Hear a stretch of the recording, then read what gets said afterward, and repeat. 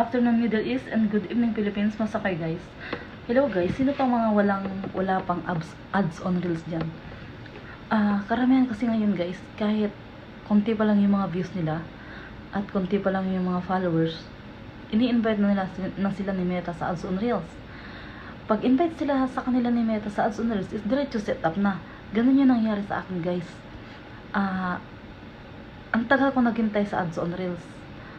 Tapos, nanood ako ng mga tutorial kung paano mag-request sa ads on reels. Nag-request ako siguro, mga 4 times ako nag-request guys. Ayun, sa awa naman ni Meta at ng Diyos, inapruhabahan ni Meta, inapprove niya yung aking pag-request. Kaya kayo guys, try nyo din mag-request. Manood kayo ng mga tutorial para sa pag-request sa ads on reels. Yung iba kasi guys, sikreto din siguro. Yung iba hindi mahilig mag-live. Tapos, may sipag lang sila mag-upload sa reels. Nakakalimang video sa isang araw. Minsan, 4, 8 hanggang 6, ganyan. Yun siguro ang gusto ni Meta, yung masipag ka mag-upload ng reels. 'Di ba? Kasi yung iba, ang dami ng followers. Nasa 8K na, nasa 10K na, wala pang ads on reels. Hindi pa sila na-invite, 'di ba? Tapos, ang sekreto guys sa paggawa ng mga content sa reels, dapat ikaw yung nagsasalita sa video, kitang-kita yung mukha mo. Siguro yun yung gusto ni Meta. Kasi lahat ng video ko, ako talaga yung nasa video. Kahit may TIK, TOK ako, is inaalis ko yung watermark. Karamihan doon talaga TIK, TOK yung video ko. Pero yung mukha ko talaga ang lumalabas sa video. Siguro yun ang gusto ni Meta. Kasi hindi naman talaga ako mahilig mag-live. Yung iba hindi din mahilig mag-live, pero na-invite sila sa ads on reels, 'di ba? Nakakapagtaka lang kasi yung iba ang dami ng followers, pero hindi pa sila na-i-invite. Kasi guys, huwag kayong mag-alala. Yung ads on reels naman is si Meta talaga ang mag-i-invite sa atin. Hindi tayo yung ipupush natin siya na bigyan tayo ng ads on reels. Pwede kang mag-request, pero ads on reels talaga is as invite ni Meta.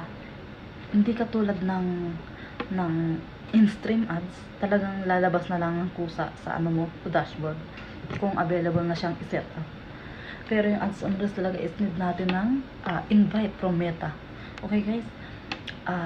Para sa mga wala pang ads on reels, upload lang kayo ng upload ng mga reels. 1 to 3 video a day.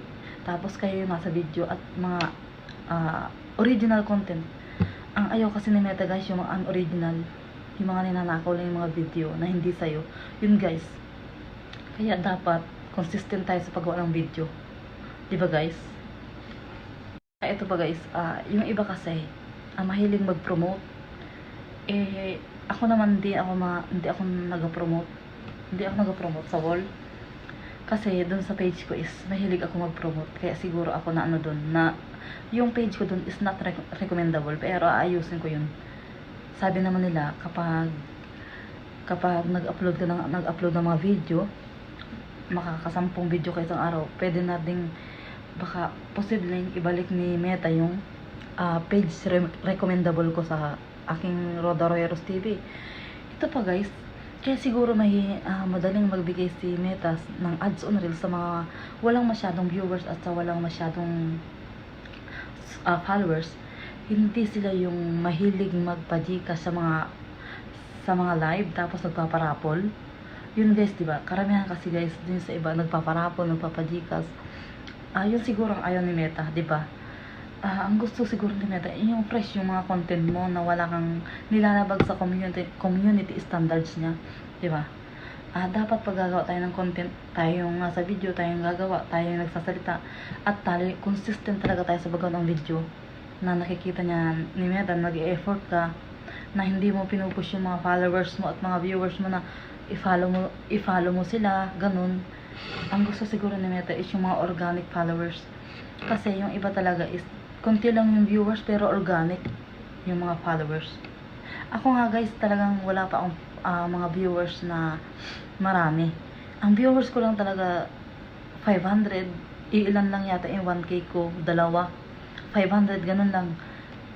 Ang ano lang talaga is kababaan is 100, yung iba pa nga may 80, 50, 40. Kaya guys, siguro yun ang gusto ni Meta, mga fresh fresh content na organic talaga yung mga pumapasok na followers at saka yung mga viewers, 'di ba? Walang nilalabag sa community standard at hindi lumalabag sa violation, 'di ba guys? Kaya yung iba nare-restrict kasi nga may ginagawa silang mga anomalya sa pagla-live.